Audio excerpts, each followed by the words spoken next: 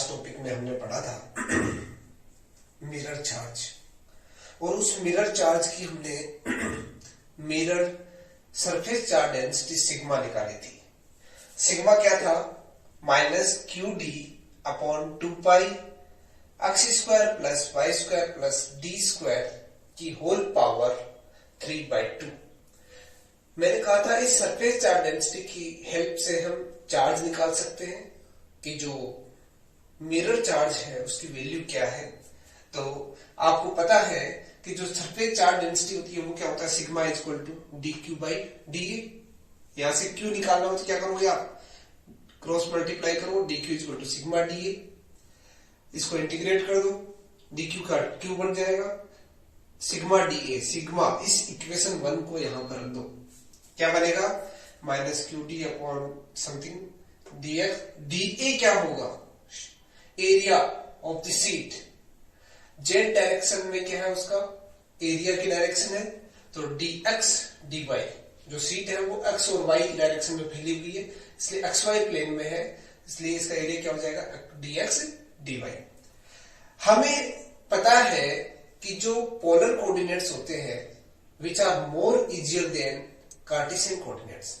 सो हम इस ऐसी कॉम्प्लिकेटेड प्रॉब्लम को इंटीग्रेट करने से पहले हम इसको क्या किस में कन्वर्ट कर लेंगे? पोलर कोऑर्डिनेट्स में कन्वर्ट कर लेंगे।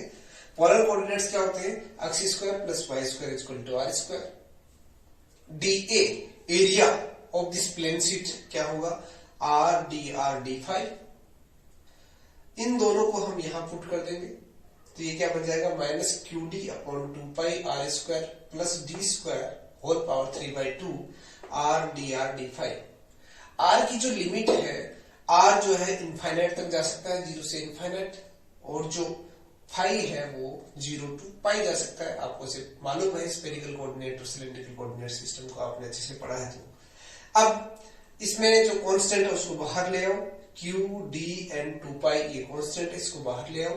1 upon R square plus D square to power 3/2 का जब इंटीग्रेशन करेंगे, इसको ऊपर ले जाएंगे तो minus 3/2 plus 1 upon minus 3/2 plus 1 करके फिर उसको वापस मल्टीप्लाई करेंगे तो फाइनली अपने पास टर्म आ जाएगी Q D upon under root R square plus D square, जिसकी लिमिट डी आर के साथ भी इंटीग्रेशन है और डी फाइव के साथ भी इंटीग्रेशन है। तो ये जो लिमिट आई, ये लिमिट क्या आ गई? लिमिट 0 टू इंफिनिटी किसकी वैल्यू रखेंगे? डी आर की, तो क्यू डी अपॉन ये R square plus D square. जब आर इक्वल टू इंफिनिटी हो तो ये पूरी टर्म क्या हो जाएगी? 0 हो जाएगी। 1 अपॉन इनफाइनाइट 0 हो जाता है। जब आर इक्वल टू 0 हो तब क्या बन जाएगा? Q D upon under root D square minus के साथ, क्योंकि लोअर लिमिट है माइनस आ जाएगा, तो ये क्या बन जाएगा? डी से डी कट जाएगा तो यहां बचेगा माइनस का क्यू। मीन्स जो मिरर चार्ज है उसकी जो वैल्यू है वो क्या होगी दोस्तों? ये माइनस क्यू होगी, मीन्स अपोजिट पोलरिटी की होगी। अब with the help of 2 charges Q and minus Q, अब हमारे पास कॉन्सेप्ट क्या आ गया है? मिरर चार्ज की वजह से हमारे पास कॉन्सेप्ट आ गया है there are 2 charges, one is Q, another one is minus Q. Both are places at 2d distance. अब हम यहाँ फोर्स फाइंड आउट कर सकते हैं with the help of these datas. हमारे पास दोनों के बीच की डिस्टेंस क्या है? 2d है। दोनों चार्जेस, एक Q है एक माइनस Q है, ऑब्वियसली दोनों के बीच में अट्रैक्टिव फोर्स लगेगा, तो K minus K Q upon 2d whole square. इसको जब सोल्व करेंगे, डायरेक्शन क्या होगी दोस्तों? जेड डायरेक्शन, क्योंकि जेड डायरेक्शन में रखे हुए हैं इसलिए। अब यहां पर विद द हेल्प ऑफ ये फॉर्मूला क्या बन जाएगा? यहां पर आप बहुत बार आपको इस तरह से K Q square upon 4d square in Z direction. अब बहुत बार आपको गेट में, नेट में तो नहीं ऑब्वियसली, गेट में इस तरह के क्वेश्चन आपको अक्सर देखने को मिलते हैं, और जो कॉम्पिटिटिव एग्जाम है उनमें भी आपको ये क्वेश्चन मिलता है। वर्क हमें निकालना हो तो वर्क कैसे होता है? Force into displacement. तो आप देख सकते हो इनफाइनाइट से किसी चार्ज को हम लेके आए डी डिस्टेंस तक, तो हमें कितना वर्क करना पड़ेगा? F डॉट डी आर वो हो जाएगा माइनस के क्यू स्क्वायर अपॉन 4d। जब ये एफ की वैल्यू यहाँ पुट करेंगे तो हमें जो वैल्यू है, इंटीग्रेशन में यहाँ ज्यादा टाइम वेस्ट नहीं कर रहा, आप बैठ के कर सकते हो, नहीं प्रॉब्लम आए तो मुझे बता सकते हो, आपको मैं बता सकता हूँ। यहाँ एफ की वैल्यू ये यहाँ पुट कर दी और डी आर जेड डायरेक्शन में है obviously, dot J cap dot sorry Z cap dot Z cap क्या बन जाएगा, 1 बन जाएगा, यूनिट वेक्टर से। तो अब यहां से क्या आ जाएगा, माइनस के क्यू स्क्वायर अपॉन 4d। ये जो वैल्यू, इसको हम दूसरे तरीके से भी समझ सकते हैं।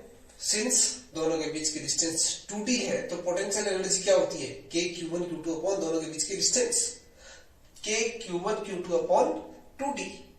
यहां से क्या बन गया, माइनस के क्यू स्क्वायर अपॉन 2d। ये टोटल एनर्जी है। हमें एक चार्ज के कारण, कंडक्टिंग शीट के ऊपर रखा हुए चार्ज के कारण अपने को एनर्जी फाइंड आउट करना है। Since there are no mirror charge, ये जस्ट स्टडी करने का एक तरीका है। एक्चुअली में यहां पर कोई मिरर चार्ज नहीं होता है, ध्यान रखिए इस बात का।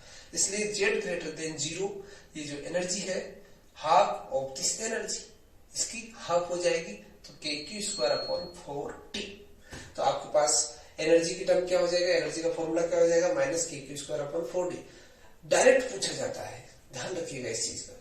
डायरेक्ट फॉर्मूला आता है कि फोर्स क्या होगा, पोटेंशियल एनर्जी क्या होगी, हम डायरेक्ट पुट कर सकते हैं, डायरेक्ट आंसर दे सकते हैं इस तरह से। इस पर बेस्ट कोई न्यूमेरिकल होगा तो जरूर अपन उसको सोल्व करते हैं, बहुत सारे न्यूमेरिकल्स हैं, देख लेते हैं।